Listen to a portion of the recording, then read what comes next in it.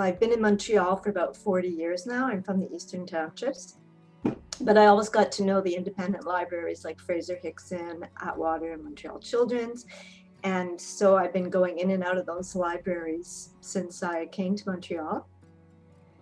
I just recently stepped down as CEO of the Fraser-Hickson Institute Library. And our project, I developed it and founded it, was Mini Biblio Plus. When I retired, I'll always be involved with children's literacy, but I'm a lover of books. And one of the first things I did was looked into the Atwater Book Club. I'm a huge fan of books. I grew up when I was 6 years old. I ran to the library and not knowing it was a library, I just saw this lady coming out with a bunch of books. So I went in and I asked the lady, I said, could I have a book too? And so she walked me home because I was only 6. I shouldn't have, she walked me home. My mother saw her. It's actually a very touching story because this is where it all began for me. She and my mom, the librarian and my mom, sat and read me a story, and yeah, anyway, it was great. And I've just always loved books. I like an array of different books. I like learning something about the history. Like I read the Orenda and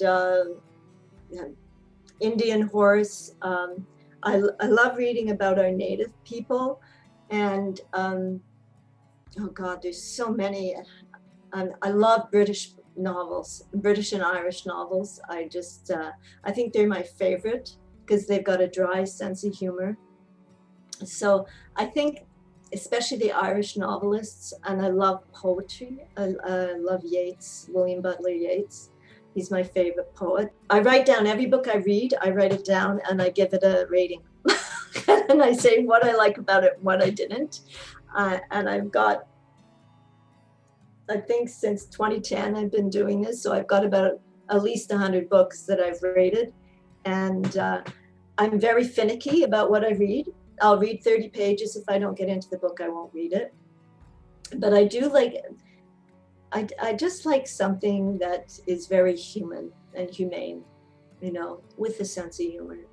Because we're done if we don't have a sense of humor in this life. You have to have a sense of humor.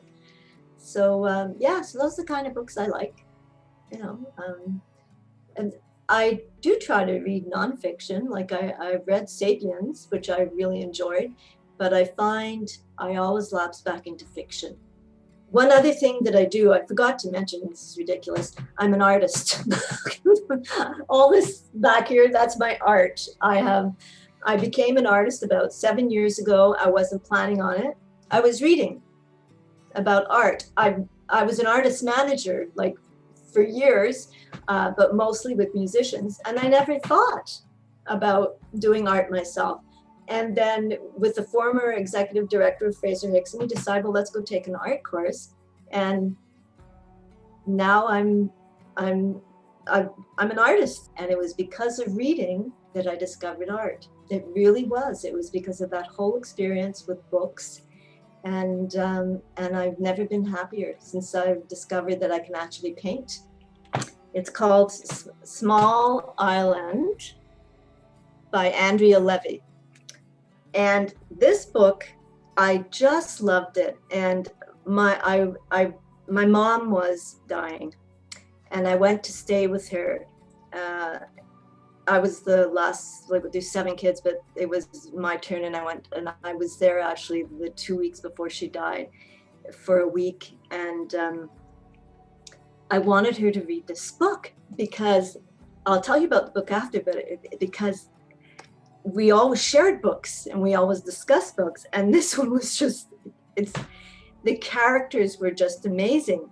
So I told my mother, I was reading it while I was down there, and she said, you almost finished? You almost finished? I said, no. I said, just a minute. I'll finish. And then I gave it to her and I came home, and then 2 days I went back because we had to bring her to the palliative care, and she died a week later. I think she started it, but I'm not sure. And it always saddened me. And I thought about it after. And this is a lesson in life. I could have just given it to her then. She could have read it and given it back to me.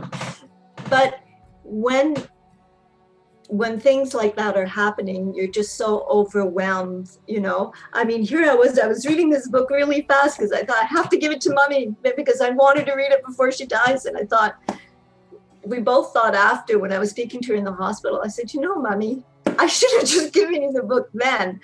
And she laughed. My mom, I was with her when she died, and she just passed away like a little lamb, you know. And even then in the palliative care, like, we could laugh about these things. So that was my mom. That's what a wonderful, wonderful person my mom was.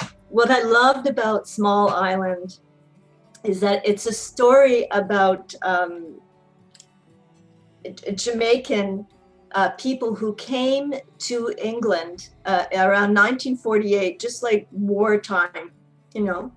And the characters make the book. I mean, it's just so, it's endearing, it's heartwarming, it's really funny in the beginning. You have this character, Hortense. She's one of the main characters. So I'm trying to adjust to my glasses. They're new, so that's why I keep taking them on and off. Hortense, she's from Jamaica. She's very naive and about English living. And a lot of Jamaicans came to England after the war because they had actually fought in the war, and they thought they were going to have this higher than life kind of experience. And the way she was brought up quite wealthy in Jamaica. She was from a wealthy family. So she came to England, and she was hooking up with this man that she was going to marry, Gilbert. And Gilbert he's just the most lovable and funny character. And she just gets a really rude awakening when she gets here, okay? Because she's just expecting to be treated like a lady, and it's like she ends up in this boarding house in a one-room thing, and she has to go down 4 stairs to go to the bathroom, and it's like she looks her nose down at people. She's a bit of a snob, right? And Gilbert, who she's marrying, he's not at all like that. And that part of it is just hilarious. So when you meet Hortense right in the beginning of the book, it's just hilarious. And then we get to know the other characters. Queenie is very level-headed, kind-hearted. She runs the boarding house, and she opened the boarding house during the war for servicemen. She is married to Bernard, but Bernard is very conservative. He's actually quite racist, and he's not very romantic. So Queenie hooks up with Michael, who is another character, and Michael grew up with Hortense in Jamaica, and he went into the army, and he fought in the war, and he came back to England. And while he was in England, he met with Queenie. And I won't go into too much because I don't really want to give away too much. But the way that all of these characters are linked lends for a really, you can't put the book down kind of story. You know, it's quite thick. See, it's quite thick. And they also turned it into a PBS series. So actually you can get it on PBS, but it was just, the book was just delightful. I never find the series are as good as the book, but I just fell in love with Hortense because she was just so lost. And she was like, she's a snob, but she had a good heart, but she just was so overwhelmed, and she had such a rude awakening. But the whole book, in the end, when you read it, it's a feel-good, sad book because it's about the war. I'll go on library sites. First of all, the first thing you should do is go to the library. Go see what the library has. That's the best place to find out what's new. And then there's a lot of things, like I'm a member of a lot of these book things, like through Facebook or through LinkedIn. And the New Yorker, you know, it depends. Like I'll read reviews from magazines that I respect. And there's Book Depot, which is, it's like a store online, like Amazon, except it's smaller, and I really like their book selection. So I really go on, like I'll go on all of the book sellers sites, but I'll go to the library. Like I'll go onto the library web pages and check out what they have. And for children's books, well, I'll call somebody at Mini Biblio Plus, or I'll go to their Facebook page, and they just put on today the book of the month. So, and what I suggested to them last year, and they're doing, which is great, every now and then a staff member or a volunteer will talk about his or her favorite children's book. You know, mine was Where the Wild Things Are. It's a great book. I love it. It's so, I just loved it, you know, just being in a totally different fantasy land in your bedroom. Is called The Elegance of the Hedgehog by Muriel Barbery. I adored this book. I just loved it. I love the two characters. It's narrated by two main characters. One is Renee Michel, and she's a concierge in a building in a very uppity part of Paris. And she's brilliant, but she's of the opinion that because she grew up poor, she's not allowed to be brilliant, and she finds that it would be putting on airs if she, you know, if she acted as smart as she was. So she dumbs herself down to the tenants as the concierge. She makes believe that she's watching all of these very low life TV shows, and it's all because she thinks she's not allowed really to be intelligent because she's poor. And Paloma is a 12-year-old who lives in the building, and her father is a diplomat, you know, a politician, and her mom is a big snob, and she's always quoting Flaubert. And Paloma wants to, on June 16th, it's her 13th birthday, and she's planning to commit suicide. Now that sounds very heavy, but while you're reading the book, you're enchanted with these two women because there is so much alike.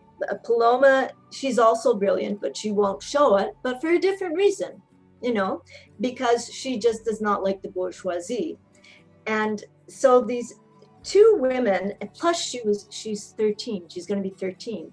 Paloma is very precocious, but she's brilliant. She already has sensed the cruelties of the world, you know, and Renee as well feels that way. So what happens, these two, they become to know each other and become more close because of a man, a Japanese businessman, I think his name is Mr. Ozo, moves into the building, okay? So Mr. Ozo, he sees right away that Renee and Paloma, that they're not giving themselves enough credit. And as an example, Paloma sees Renee as an elegant hedgehog, because I'll describe to you what a hedgehog is: a deceptively indolent little creature, fiercely solitary and terribly elegant. And that's how she sees Renee, because that's what Renee is. And where I really connected in this book was I grew up, my parents were working class,